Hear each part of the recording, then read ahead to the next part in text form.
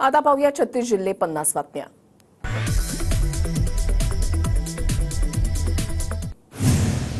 विधानसभा निवडणुकीच्या प्रचार तोफा थंडावल्या। 288 जागांसाठी उद्या एका टप्प्यात मतदान, तर 23 तारखेला मतमोजणी। मतदान केंद्रावरील मोबाईलच्या वापरावरील बंदी योग्यच। मतदान केंद्राच्या 100 मीटर अंतरापासून मोबाईल बंदी योग्यच, हायकोर्टाचं मत।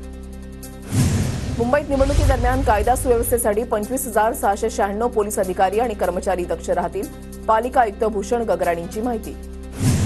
मुंबईत लोकसभेच्या तुलनेमध्ये विधानसभा निवडणुकीचा तब्बल 2,91,087 मतदार वाढले।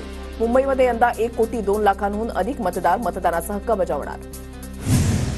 नंदुरबारमध्ये निवडणुकीच्या कामासाठी 126 बसेसची सोय। 3 दिवस 126 गाड्या उपलब्ध राहणार नसल्यामुळे प्रवाशांची गैरसोय होणार।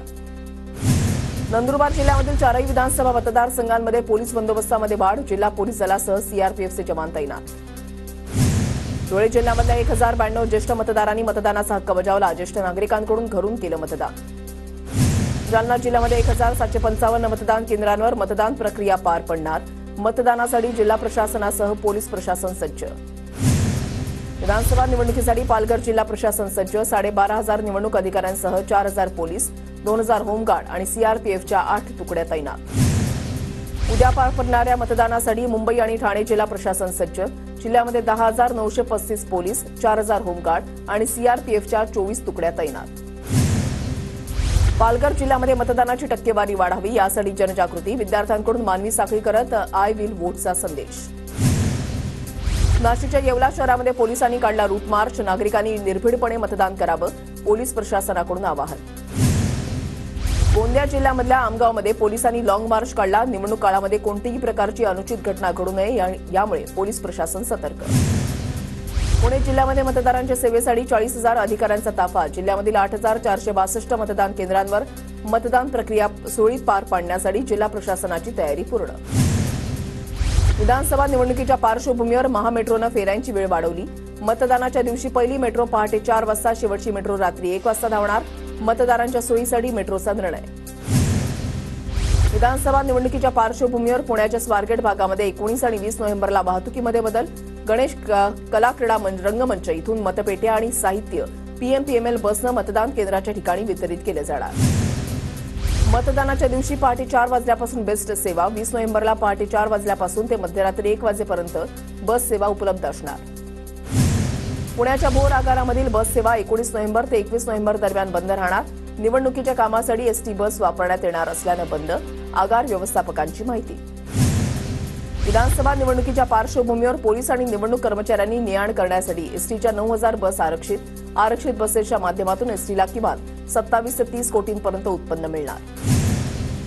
पुण्यामधील मतदान केंद्रांजवळच वाहन तळाची सुविधा। जिल्हाधिकारी डॉ. सुहास दिवसे यांची माहिती। विधानसभा निवडणुकीच्या पार्श्वभूमीवर महाराष्ट्र पोलिसांची धडक कारवाई। 104 गुंडांच्या अटकेचे आदेश, तर 1,343 तडीपारच्या नोटीस। पुणे शहरामध्ये मतदानाच्या दिवशी कडक पोलीस बंदोबस्त तैनात करण्यात येणार। 600 पोलीस अधिकाऱ्यांसह 6,800 पोलीस कर्मचारी आणि गृहरक्षक दलाचे 1,500 जवान बंदोबस्तामध्ये तैनात राहणार। चिंचवड मतदारसंघामध्ये 564 मतदान केंद्रांसाठी 1,353 बॅलेट युनिट।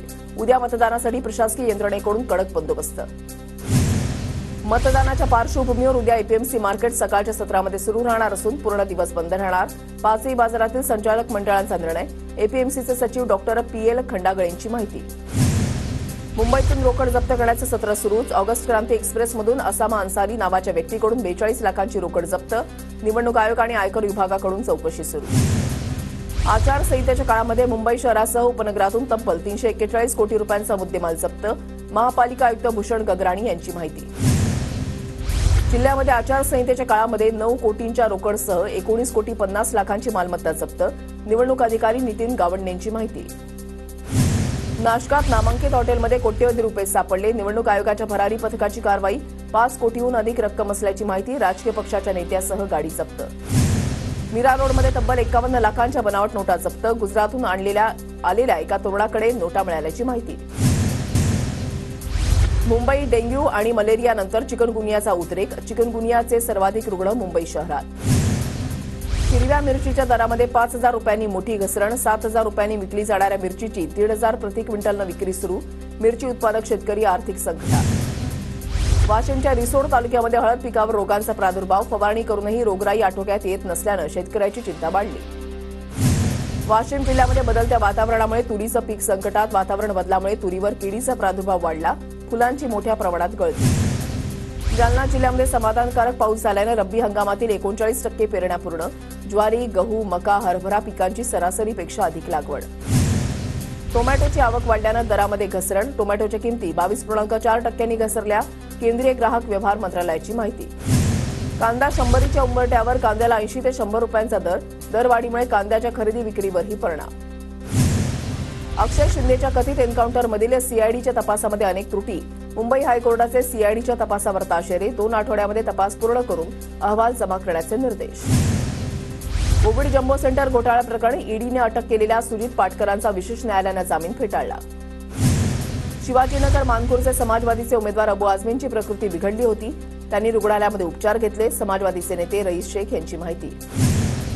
शिंदेगडाचे पुणे जिल्हाध्यक्ष शरद सोनावणेंची पक्षातून हकालपट्टी, पक्षविरोधी काम केल्यानं सोनावणेंची हकालपट्टी, मुख्यमंत्री शिंदेंच्या आदेशावरून कारवाई.